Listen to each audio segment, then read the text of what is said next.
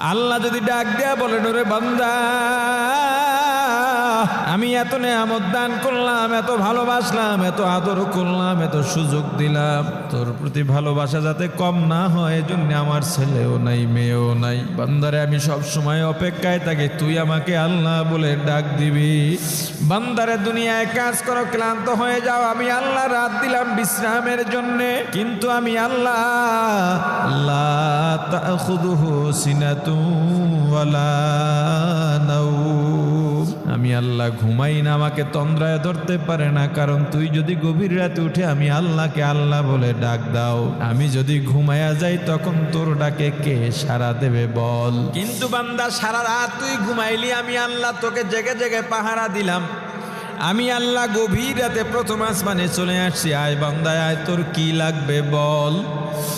তোর শত্রু কারা, তার মোকাবেলা করতে পারোস না, আমি আল্লাহকে বল, আমি তাদেরকে স্তব্ধ করে দেব।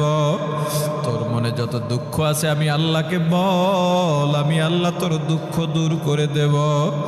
চাওয়ার মতো যদি চাওয়া যায়, আল্লাহ তোমায় ডাকতে জানি না, ডাকার মতো ডাকলে আল্লাহ কেমনে শোনেন না? ডাক দাও, ডাক দাও, ডাক দেওয়ার মতো আল্লাহকে ডাক দাও। আল্লাহকে ডাকার পর যদি দেখো মনের মধ্যে শান্তি লাগে, বুঝবা আল্লাহ আমার ডাকে সাড়া দিতেছেন। আর যদি মনে মজা না লাগে, বিরক্ত লাগে, আর একবার ডাকতে মনে না চায়, মনে করবা নফস শয়তান অন্তরে গেথে বসেছে, তখন আরো জোর করে আল্লাহকে ডাকতে থাকো, ডাকতে থাকো, দেখবে এক সময় মজা লেগে যাবে।